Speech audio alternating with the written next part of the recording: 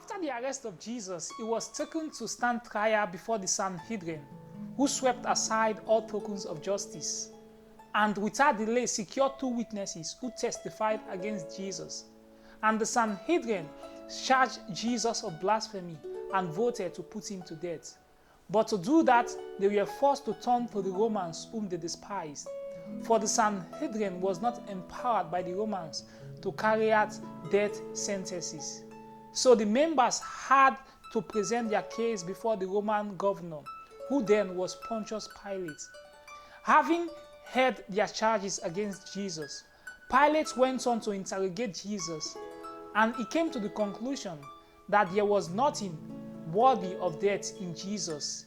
In fact, his word is, and I quote, "I find in him no fault at all." Now the enemies of Jesus had accused Jesus of claiming to be the king of the Jews and refusing to pay tax to Caesar, which to the Romans were serious charges.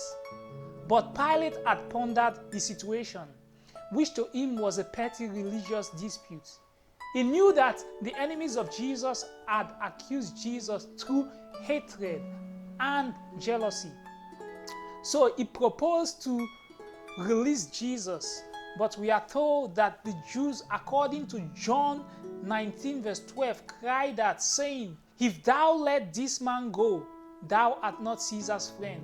Whosoever maketh himself a king speaketh against Caesar." And when Pilate heard that saying, he brought Jesus in front of the Jews and said to them, "Behold your king, what should I do with him?" And John said, they cried out, "Away with him, away with him, crucify him." Pilate said unto them, "Shall I crucify your king?"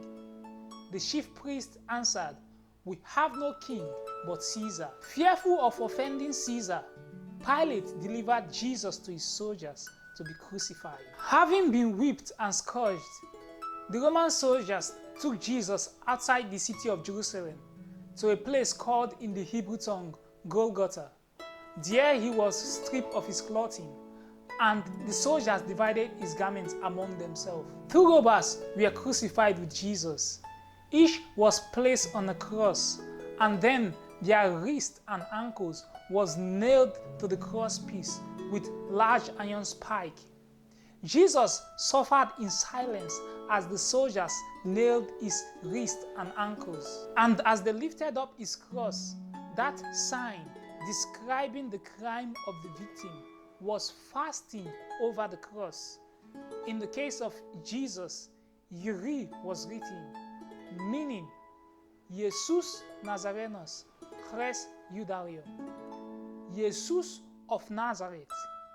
His crime, he claimed to be the king of the Jews. Jesus died a slow and painful death. His body tortured with muscle cramp, hunger, and thirst. And as he grew weaker and weaker, Jesus cried out, "It is finished," and yielded up his spirit. He had said, "Therefore doth my Father love me, because I lay down my life that I might take it again. No man taketh it from me, but I lay it down of myself. I have power to lay it down, and I have power to take it again. This commandment have I received of my Father." Within hours of the death of Christ, a friend by the name of Joseph from Arimathea took permission and carried the body of Jesus to his own garden. There he had a tomb hewn out of a large rock.